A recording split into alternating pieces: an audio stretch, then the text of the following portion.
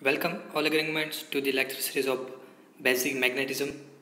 So today we are going to discuss about hysteresis loop for ferromagnetic materials. So first look at the definition of hysteresis. So hysteresis means lagging. Lagging એટલે કે પાછળ રહેવું. એટલે આ તમે 11-12માં ભણી જ ગયા છો, જેના ઉપર તમને ખ્યાલ હશે કે જ્યારે ફેરોમેગ્નેટિક પદાર્થ છે અને ચુંબકીય ક્ષેત્ર Hમાં ચક્રીય એટલે કે સાયકલિક આજે છે સાયકલિક ફેરફાર કર્યો, બરાબર? ત્યારે સાયકલિક ફેરફારો એને કરો ત્યારે એ ફેરફારને અનુસરવા ટ્રાય કરે, પરંતુ એ તો પણ ચુંબકીય ફેરફારથી થોડુંક પાછળ રહી જાય છે. તો આ જે ઘટના છે એ ઘટનાને કહેવાય છે હિસ્ટેરિસિસ. ઓકે, તો આ ઘટનાને કહેવાય છે હિસ્ટેરિસિસ.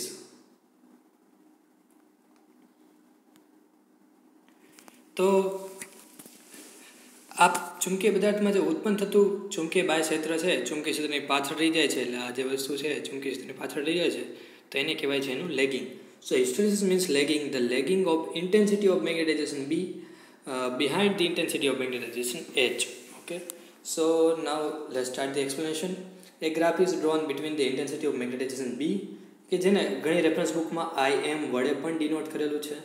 તમે કોઈ પણ એક વસ્તુ ડિનોટ કરી શકો છો. તો આ B વર્સિસ Hનો જ્યારે તમે ગ્રાફ દોરો, ઓકે, તો એ ગ્રાફ તમને હિસ્ટેરિસિસ આપશે. તો હવે એમાંથી અલગ અલગ કેસીસ છે એ જોઈએ. કે પહેલું કે when the intensity of magnetic field H is equal to 0, H is increased from 0, the intensity of magnetism is also increased. શરૂઆત કરીએ. એણે એમ કીધું પહેલાં આ જે મારું લેઝર પોઈન્ટ છે ત્યાંથી મેગ્નેટિક ફિલ્ડ શરૂઆત થાય છે. પહેલાં 0 છે મેગ્નેટિક ફિલ્ડ, ત્યાંથી એને ધીમે ધીમે એ સામાન્ય સ્થિતિ છે, તો એમાંથી હવે શરૂઆત કરીને ધીમે ધીમે ધન દિશામાં આપણે ચુંબકીય ક્ષેત્ર વધારીએ છીએ. ઓકે, તો અહીંયા પહોંચે, પછી અહીંયા ધીમે ધીમે અહીંયા પહોંચે. તો આ જે છે એને તમે એમ કહી શકો છો એનું પોતાનું સેચ્યુરેશન એટલે કે સંતૃપ્ત સ્થિતિએ આવી ગયું છે. ઓકે, તો અહીંયા એ સુધી વધાર્યું છે. તો અહીંયા લખેલું the intensity of magnetism is also increase. પહેલી વાત આપણે અહીંયા જોઈ કે જેમ વધારીએ એમ ધીમે ધીમે બી વધે છે એમ H પણ વધે છે. ઓકે, અથવા H વધે છે એમ બી પણ વધે છે. તો આટલી વસ્તુ તમને ખ્યાલ આવી ગયો છે. Next point number 2, further increasing the value of H and the B value is also increased and finally reaches the saturation point A. એટલે કે આપણે અહીંયા જે કીધું હમણાં કે સેચ્યુરેશન એ પોઈન્ટ સુધી પહોંચી જાય છે. ઓકે, તો એ જે એ બિંદુ આગળ IMનું મૂલ્ય હવે અચળ રહી જાય છે. IM અથવા કે બી જે છે મેગ્નેટિઝમ ઇન્ટેન્સિટી ઓફ મેગ્નેટાઇઝેશન બી એ અચળ રહી જાય છે. ઓકે, જેમાં IMને તમે ઇન્ટેન્સિટી ઓફ મેગ્નેટાઇઝેશન અથવા તમે એને કહી શકો છો ચુંબકની તીવ્રતા. ઓકે, અથવા ચુંબકીય તીવ્રતા, કે આ તમારો થઈ ગયો બી.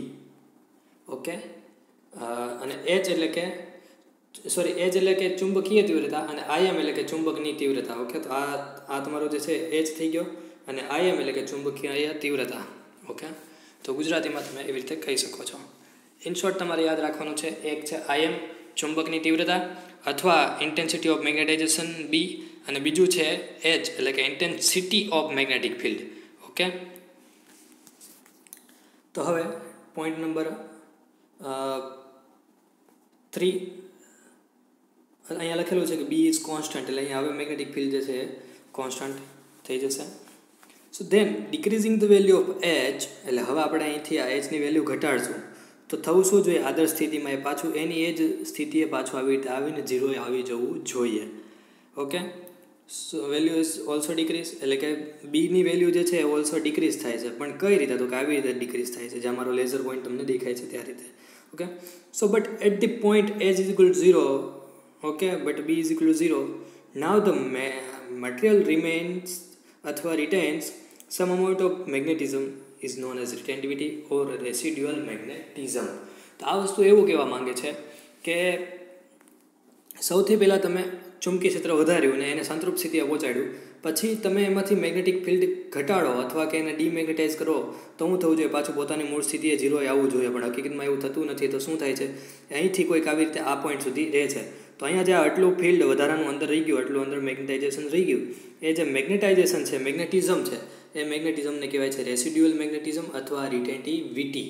ઓકે, એને કહેવાય છે અથવા બાકી રહેલ ચુંબકત્વ. રિટેન્ટિવિટીનું ગુજરાતી થાય છે બાકી રહેલ ચુંબકત્વ. ઓકે, તો જેમાં તમે શું કર્યું હતું કે એચનું મૂલ્ય ઘટાડ્યા જ જઈએ.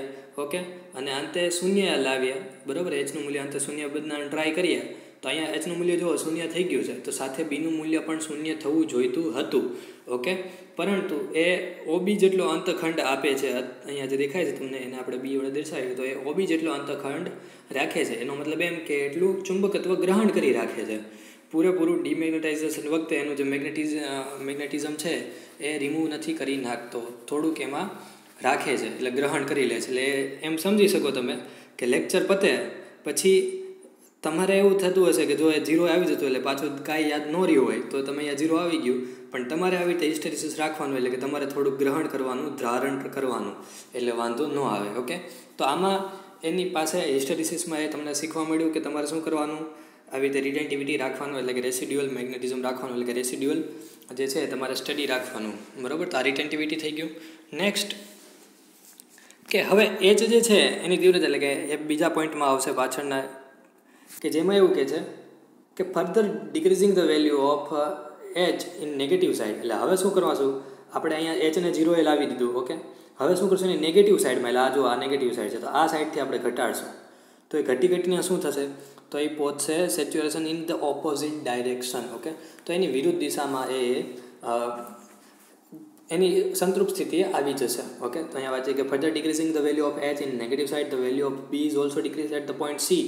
The material is fully demagnetize. એટલે અહીંયા જુઓ પોઈન્ટ નંબર સી એ, તો અહીંયા ફુલ્લી ડીમેગ્નેટાઇઝ થઈ ગયું છે એ. ઓકે, તો and the force is required for remove the residual magnetism is called coercive force. એટલે કે તો તમે અહીંયાથી આટલું ફિલ્ડ જે વધારે આપ્યું ત્યારે એ ડીમેગ્નેટાઇઝ થયું, તો એ જે વધારાનું ફિલ્ડ તમારે બળ આપવું પડ્યું એ બળને કહેવાય છે કોર્સિવ ફોર્સ. તો હવે તમને એના ઉપરથી એનું ગુજરાતી કરો તો એકદમ ઇઝીલી સમજાઈ જશે કે શું થયું કહેવાય, તો કે વિચુંબકન બળ. ઓકે, વિચુંબકન બળ. શું કામ? કારણ કે આપણે એનું જે મેગ્નેટિઝમ છે અંદર રહી ગયું હતું, એટલું રિટેન્ટિવિટી રહી ગઈ હતી, તો રિટેન્ટિવિટી દૂર કરવા માટે આપણે શું કર્યું હતું કે એટલું એનું કોર્સિવ ફોર્સ લગાડ્યું. એટલે કે તમારે લેક્ચર પતી જાય, તમને થોડી વસ્તુ એટલી વસ્તુ યાદ રહી ગઈ છે લેક્ચરમાંથી. ઓકે, અથવા 90% અથવા 99% તમને યાદ રહી ગયું છે, પછી તમે જો પ્રેક્ટિસ ન કરો, ઓકે, તો શું થઈ જાય, તો એ તમે પ્રેક્ટિસ ન કરો, મોબાઈલ ફોનનો યુઝ કરો, ટીવી જુઓ, એવી રીતે કોઈ આડીવડી એક્ટિવિટી કરે રાખો, તો તમને એ જે મેગ્નેટિક ફિલ્ડ, એટલે કે અથવા તમારામાં જે સ્ટડી રહી ગઈ છે, તમને યાદ રહી ગયું છે, એ બધું પાછું ભૂલાઈ જાય. તો એ જે તમે આડીવડી એક્ટિવિટી કરી એને તમારું કહેવાય કોર્સિટિવિટી. ઓકે, એટલે કોર્સિવ ફોર્સ. તો હવે સમજાણું કોર્સિવ ફોર્સ શું છે, તો કે વિચુંબકન બળ, કે જે રિટેન્ટિવ અથવા રેસિડ્યુઅલ મેગ્નેટિઝમ છે એને દૂર કરવા માટે લગાડવું પડતું બળ. Okay, so next point is the cycle is continue in opposite direction as shown in figure D. D is saturation point, E is retentivity, and F is coercive force in negative direction, and the cycle is completed. It makes the hysteresis loop. એટલે હવે જે તમને અહીંથી કરીએ પાછું D saturation point આવશે, પછી પાછું E ને પછી પાછું F આવશે, તો આ રીતે તમે એમ કહી શકો છો કે એની સાયકલ જે છે પછી પાછું એ આવશે, એટલે કે એની સાયકલ પૂરી થશે. ઓકે, તો આ જે સાયકલ પૂરી થઈને અને એટલે આ જે છે એને કહેશું આપણે હિસ્ટેરિસિસ લૂપ. ઓકે, હવે જે નીચે કીધું છે એ એવું સમજાવે છે કે hysteresis is explained by the domain theory. તો આ બહુ જ વધારે ડીપમાં છે, જે તમને હું સમજાવવાની ટ્રાય કરીશ.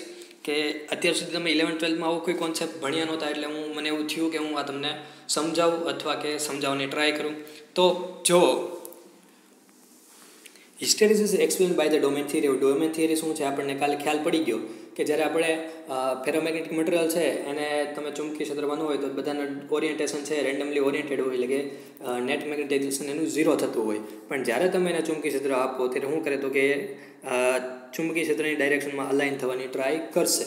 ઓકે, હવે એ ટ્રાય કરે એ 2 રીતથી ટ્રાય કરશે. ઓકે, જે તમે અહીંયા જોયું હતું, તો આજે આપણે એ જોશું અહીંયા રહ્યું, by the motion of the walls, by the motion of domain wall and by the rotation of domains. Okay, તો એ વસ્તુ અહીંયા થશે કે એકમાં રિવર્સિબલ અને એકમાં ઇરિવર્સિબલ. તો અહીંયા જુઓ તમે, ઓ એ રિવર્સિબલ ડોમેન છે, એ બી છે ઇરિવર્સિબલ ડોમેન છે, બીસી છે એ ડોમેન રોટેશન છે, અને બીઆર છે એ રિટેન્ટિવિટી અથવા કોર્સિટિવિટી છે. તો હવે આપણે અહીંયા નેક્સ્ટ સ્લાઇડમાં હરખી રીતે જોશું.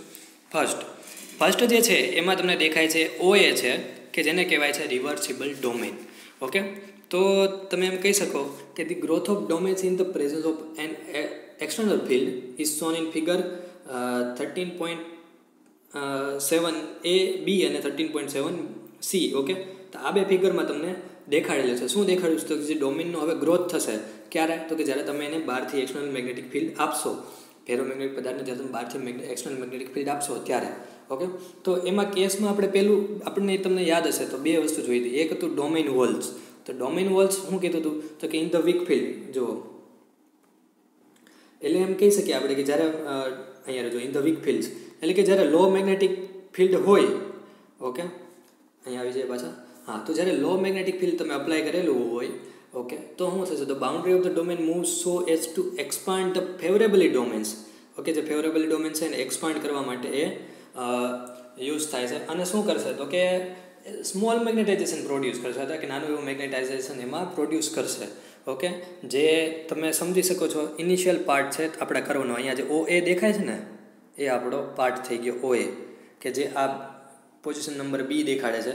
અને જે અહીંયા આ ગ્રાફમાં એટલે કે ગ્રાફ નંબર 13.8 એમાં ફિગરમાં જે દેખાડ્યા છે એ શું છે? તો કે relative position of various boundary movements, એટલે બાઉન્ડ્રી મુવમેન્ટ્સ છે. તો પહેલું એ એવું દેખાડે છે કે it's in the reversible boundary movements, એટલે કે આ મૂવમેન્ટ છે એના રિવર્સિબલ બાઉન્ડ્રી મૂવમેન્ટમાં છે. એટલે કે તમે એમ માની શકો કે જો તમે ખાલી O થી A સુધી, આમાં અહીંયા આ જે ફિગર દેખાય છે તમને ઉપરની ફિગર, એમાં જો તમે O થી A સુધી જ અપ્લાય કર્યું હોય મેગ્નેટિક ફિલ્ડ, અને પાછું જો તમે એ મેગ્નેટિક ફિલ્ડ રિમૂવ કરી નાખો અથવા તમે ફિલ્ડ છે એને સ્વિચ ઓફ કરી નાખો, તો શું થશે? પાછું પોતાની મૂળ સ્થિતિએ રિટર્ન થવાની ટ્રાય કરશે ને એ ડિમેગ્નેટાઇઝેશન થઈ જશે, એમાં ટોટલી ડિમેગ્નેટાઇઝ સ્ટેટમાં આવી જશે.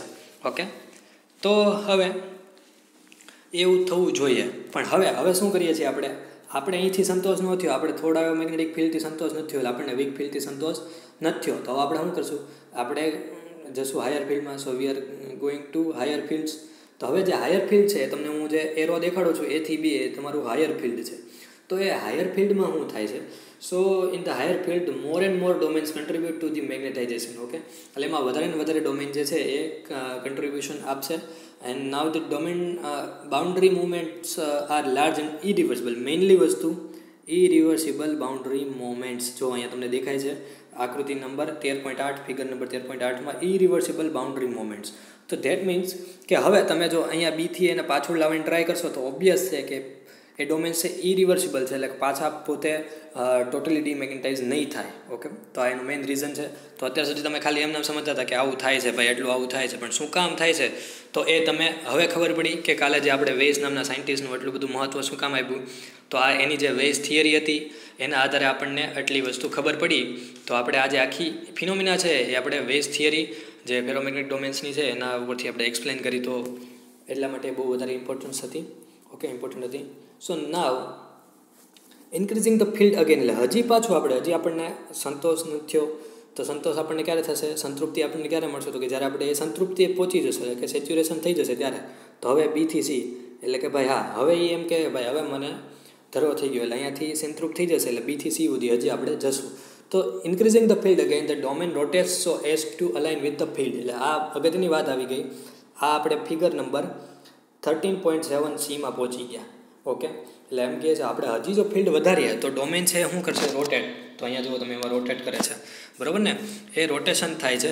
જો જે મેગ્નેટિક ફિલ્ડ છે આ ડાયરેક્શનમાં છે તો અહીંયા પણ ડોમેન છે મોટું અને એ જ ડાયરેક્શનમાં રોટેટ થઈ ગયું. તો એ ડોમેન રોટેટ થઈ જાય. કઈ રીતે? સો as to align with the field, એટલે ફિલ્ડ જે મેગ્નેટિક ફિલ્ડ છે એને અલાઇન થવા માટે રોટેટ થઈ જશે. અને જે 13.8માં સૌથી ઉપરનું જે લાઇન દેખાય છે એ તમારું થઈ ગયું મેગ્નેટિક રોટેશન. અને એ પોઈન્ટ છે એ તમે કહી શકો છો ફિગર પોઈન્ટ નંબર C, કે જેને તમે કહો છો સેચ્યુરેશન પોઈન્ટ.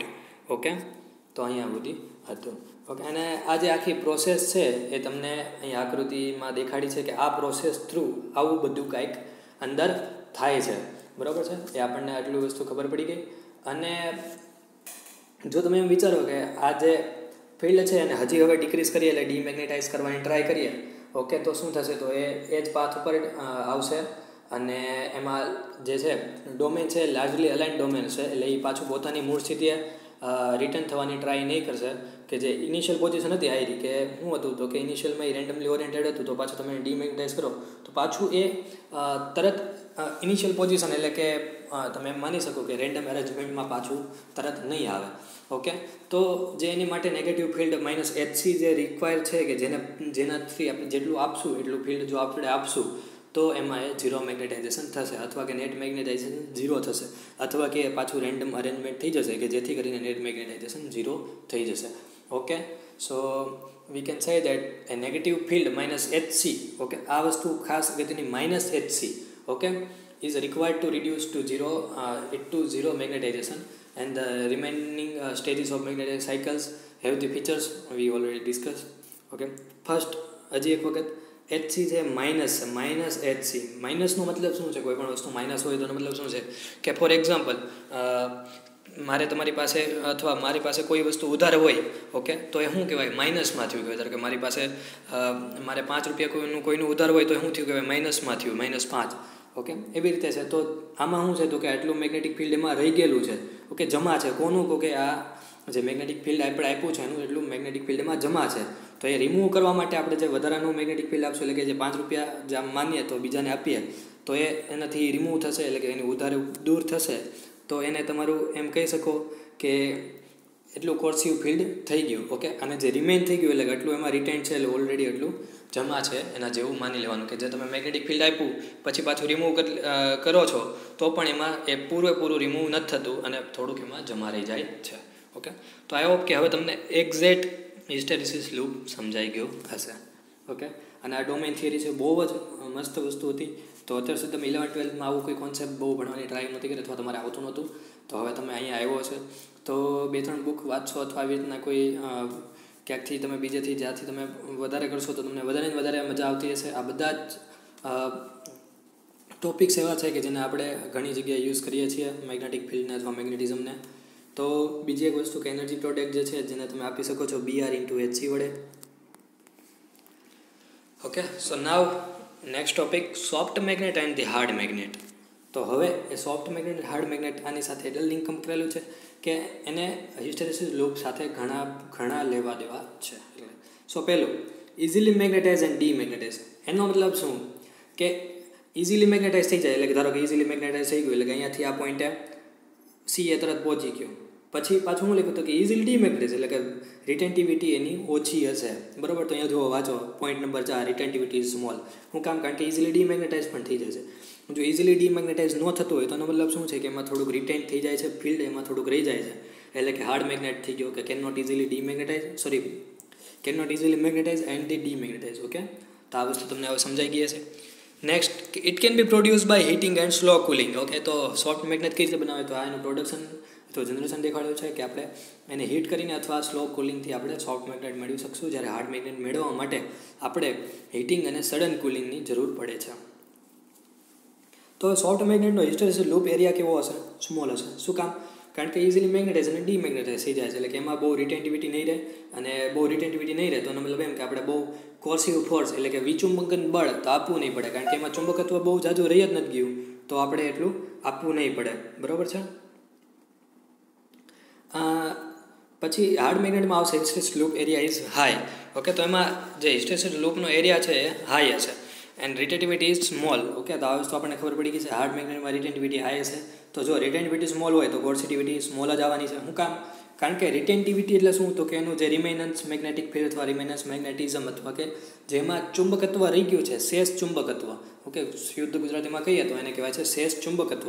તે દૂર કરવા માટે શું જોવે? તો કે દૂર કરવા માટે જોવે જે બળ લગાડવું પડે એને કહેવાય છે વિચુંબકન બળ. ઓકે, તો એ શેષ ચુંબકત્વ ને વિચુંબકન બળ તો એ બંને ઓછું જશે. અને જ્યારે રિટેન્ટિવિટી વધારે છે એટલે કે શેષ ચુંબકત્વ બળ વધારે છે, ચુંબકીય ફિલ્ડ વધારે રહી ગયું અથવા રિમેનન્સ વધારે છે, તો આપણે કોર્સિવ ફોર્સ એટલે કે એને દૂર કરવા માટેનું બળ પણ વધારે જપવું પડશે, એટલે કોર્સિવ ફોર્સ વધારે છે. That means coercivity is also high. Now energy product value is small. કારણ કે એ શું છે? એનર્જી પ્રોડક્ટ શું છે? તો કે HR અને આ બંનેનો તે ગુણાકાર છે. ઓકે, રિટેન્ટિવિટીની કોર્સિટિવિટીનો ગુણાકાર છે, જે તમે અહીંયા જોયું તો કે Br×HC. તો એ પણ અહીંયા તમે જોઈ શકો સ્મોલ જ આવવાનું છે. નેક્સ્ટ, આમાં હાર્ડ મેગ્નેટમાં શું થશે? તો energy product value is high. શું કામ? કારણ કે ભાઈ આ બંને હાઈ છે. Next, eddy current loss is small. Okay, જ્યારે આમાં eddy current loss is high. Okay, તો એડી કરંટ છે એસી ફિલ્ડને વિરોધ કરે છે. જ્યારે મેગ્નેટિક ફિલ્ડ તમે આપી એટલે તમારે એની અત્યારે બહુ જરૂર નથી. તો તમે એમ માની લો કે એડી કરંટ જે છે એમાં સ્મોલ હશે. And it's temporary magnet. આ બહુ અગત્યની વાત આવી ગઈ કે ઇટ્સ ટેમ્પરરી મેગ્નેટ, અને આ જે છે ઇટ્સ પરમનન્ટ મેગ્નેટ. કેમ ટેમ્પરરી મેગ્નેટ ભાઈ? તો કે તમે જ્યારે ચુંબકત્વ આપો બરાબર, ત્યારે ચુંબકત્વ થાય ને ફટાફટ પાછું ડીમેગ્નેટાઇઝ પણ થઈ જશે, કારણ કે ઇઝીલી મેગ્નેટાઇઝ અને ઇઝીલી ડીમેગ્નેટાઇઝ છે. જ્યારે આને તમે જો કેનોટ ઇઝીલી મેગ્નેટાઇઝ એટલે કે બહુ જલ્દીથી મેગ્નેટાઇઝ ન થાય, ઓકે, પણ અને જલ્દીથી ડીમેગ્નેટાઇઝ પણ ન થાય. એનો મતલબ એમ કે એમાં જો ચુંબકત્વ તમે આપ્યું તો એક વખત ચુંબકત્વ આપ્યું તો ઘણો સમય સુધી ચુંબકત્વ રહી જશે, એટલે તમે એને પરમેનન્ટ મેગ્નેટ કહી શકશો. ઓકે, નાવ એક્ઝામ્પલ આયન, સિલિકોન. આયન જે છે સિલિકોન અલોય છે. ઓકે, તો હવે સિલિકોન અલોય જે છે એને ઘણા એમ કે છે called Stalloy. Okay, STALLOY. Okay, તો એ સ્ટેલોય છે. એના સિવાય મ્યુમેટલ જે છે કે જેમાં આમાં અલગ અલગ % રાખેલું હોય છે, કે જેમ કે 10% આયન હોય, 70% નિકલ હોય. ઓકે, એવી રીતે આપણે કંઈક ને કંઈક રાખેલું હોય છે. એના સિવાય બીજા પણ ઘણા અલોય આવે છે. પરમેલોય છે કે જેમાં 80% આયન ને 20% નિકલ રાખેલું હોય છે. ઓકે, અને એ બધું પરમેલોય છે એ શું કામ યુઝ થાય છે? તો કે કોમ્યુનિકેશન ટ્રાન્સફોર્મર માટે યુઝ થાય છે. ઓકે, જે આપણે હમણાં યુઝીસમાં જોશું, અને એ યુઝીસ છે આપણે સમજવાની ટ્રાય કરશું કે ભાઈ આ જ મેગ્નેટ શું કામ આમાં યુઝ થાય છે. ઓકે, ફેરોસ છે, પછી નિકલ એલોય છે. ઓકે, તો આવી રીતે અલગ અલગ એલોય છે એનો યુઝ થાય છે. તો હવે યુઝીસ જોઈએ કે ઇલેક્ટ્રોમેગ્નેટ અથવા કોમ્પ્યુટર ડેટા સ્ટોરેજ. ઓકે, તો ઇલેક્ટ્રોમેગ્નેટ અને ટ્રાન્સફોર્મર કોર. તો ભાઈ આ બધા કયા કેસીસ છે? ટ્રાન્સફોર્મર કોર, ટ્રાન્સફોર્મર યાદ કરો તો ભાઈ, તો કે એસી ફિલ્ડ આવે. તો એસી ફિલ્ડ આવે એટલે મતલબ હું? તો કે એને તમારે અલ્ટરનેટિંગ કરંટ છે, તો અલ્ટરનેટિંગ કરંટ હશે તો મેગ્નેટિક ફિલ્ડ પણ કેવું હશે? તો કે અલ્ટરનેટિંગ મેગ્નેટિક ફિલ્ડ હશે. So that means cycle of magnetization જે છે એમાં બહુ જ હશે, એટલે કે મેની ટાઈમ્સ પર સેકન્ડ, એટલે કે એક સેકન્ડમાં બહુ વધારે એને મેગ્નેટાઇઝ કર્યું, ડીમેગ્નેટાઇઝ, મેગ્નેટાઇઝ કર્યું, ડીમેગ્નેટાઇઝ, મેગ્નેટાઇઝ કર્યું, ડીમેગ્નેટાઇઝ કર્યું, આવું બધું કરવું હોય.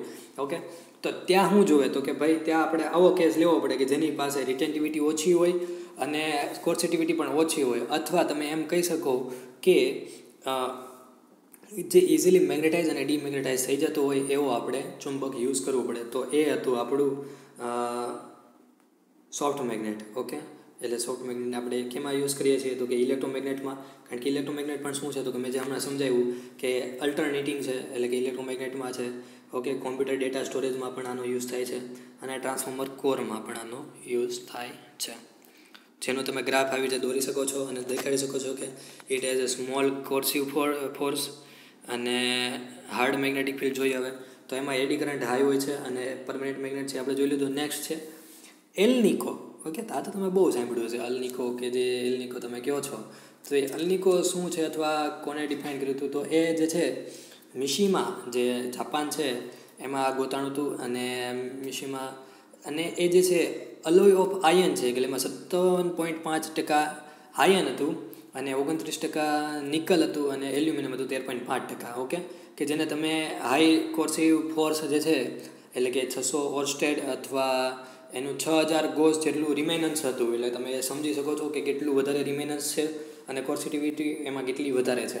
ઓકે, તો એ હતું. એને આપણે એલની, પહેલાં સ્ટાર્ટિંગમાં ખાલી એટલી જ વસ્તુ હતી એલની. હું કઈ વસ્તુ હતું કે આ એલની એટલે એલ એટલે એલ્યુમિનિયમ, ઓકે, ની એટલે નિકલ અને કોબાલ્ટ. ઓકે, સોરી, અલની એટલે આટલું જ છે ને, આ એલ્યુમિનિયમ ને નિકલ, બરાબર, બે જ વસ્તુ. હવે જે આવે છે એ આવશે કોપર.